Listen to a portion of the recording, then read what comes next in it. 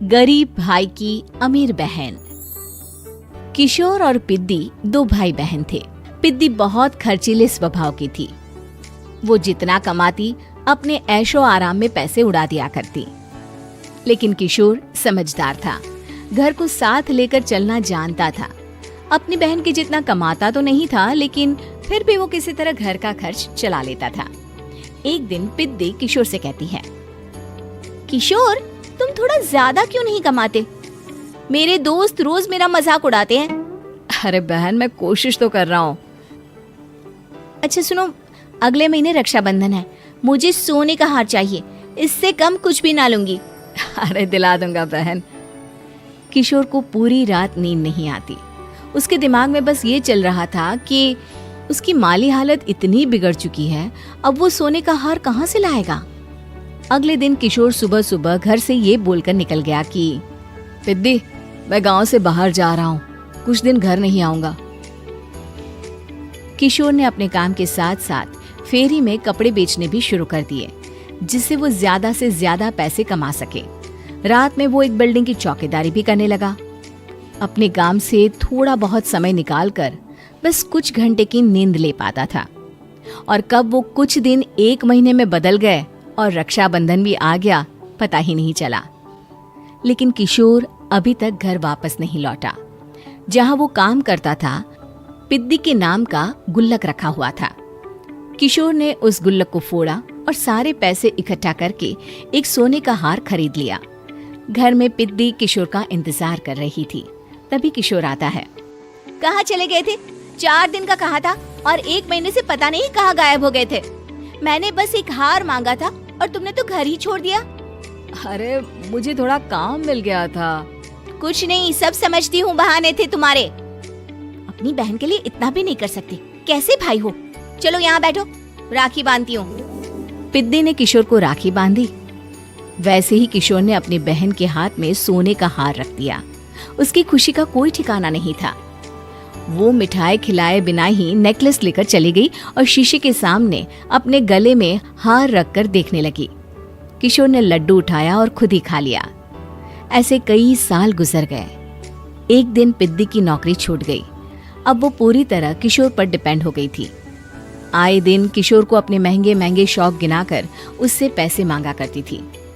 किशोर, कुछ पैसे देना, मुझे पार्लर जाना है। किशोर बिना कुछ बोले उसे पैसे दे देता। ये क्या, 500? अरे इतने में तो मुझे पार्लर में एंट्री मिलेगी बस। अच्छा, देता हूँ ना ज्यादा। अरे कैसे भाई हो, अपनी बहन के लिए इतना भी नहीं कर सकते। किशोर ने जेब से 2000 का नोट निकाला और उसे दे दिया। किशोर गरीबी में रह लेता था, लेकिन अपनी बहन को कभी कोई कमी नहीं होने देता था। बेटा, पिद्दी तुम्हारी बहन है, उसे कभी किसी चीज की कमी मत होने देना और उसका ध्यान रखना, क्योंकि भाई का फर्ज होता है अपनी बहन का ध्यान रखना। किशोर ने माँ की कही ये बात हमेशा के लिए याद कर ली थी। शायद माँ की इसी बात की वजह से किशोर पिद्दी की हर जिद पूरी करता चला आ रहा था। किशोर, आज मैं अपने दोस्तों के साथ पार्टी करने जा रही हूँ, मुझे कुछ पैसे दो ना। किशोर पिद्दी को समझाता है, लेकिन पिद्दी नाराज होकर चली गई और अपने कमरे में सुबक सुबक कर रोने लगी। किशोर अपनी जेब से कुछ पैसे निकालता है और पिद्दी को दे देता है। किशोर खुद कभी अच्छे कपड़े नहीं पहनता, लेकिन पिद्दी को राजकुमारी की तरह रखता। पिद्दी के जाने के बाद किशोर अपने काम पर निकल गया।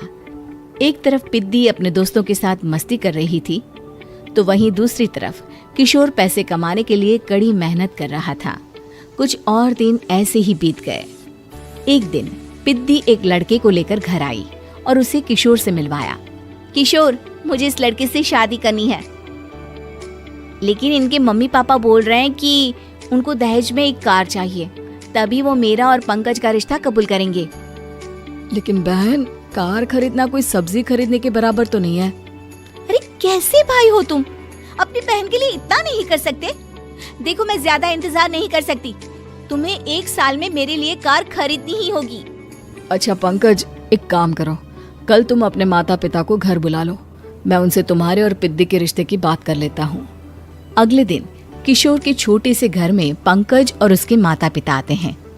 बेटा, तुम्हारी बहन ने हमारी शर्त तो बता ही दी होगी। जी। बेटा तुम तो इतने छोटे घर में रहते हो, दहेज कहाँ से लाओगे? मैं अपनी बहन की खुशी के लिए सब कुछ कर सकता हूँ। पंकज और पिद्दी का रिश्ता तय हो जाता है। किशोर अब अपनी क्षमता से 4 गुना ज्यादा काम करने लगता है।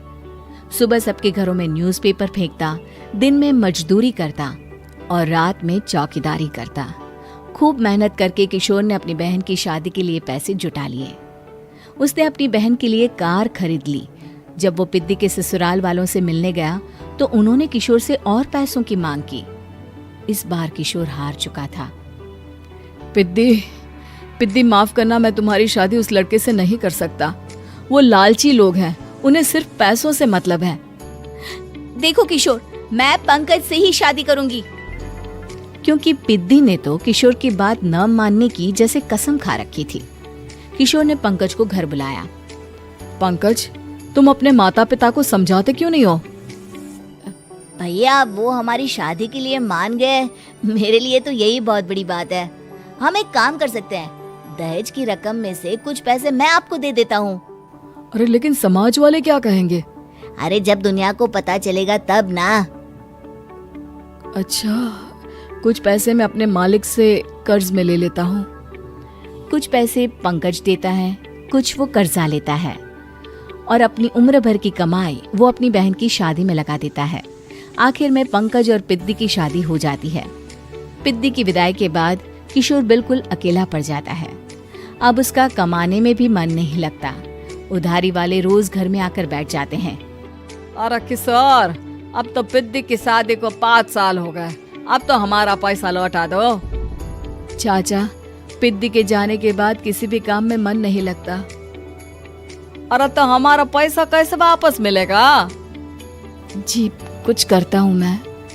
किशोर के ऊपर बहुत सा कर्जा चढ़ गया था, इसलिए उसने तय किया कि वो ये घर बेचकर सबके पैसे लौटा देगा। अगली सुबह शहर के किसी साहूकार को उसने अपना घर बेच दिया और सबके पैसे लौटा के वो गांव छोड़कर चला गया। पिद्दी ने शादी के बाद कभी अपने भाई का हाल तक नहीं पूछा।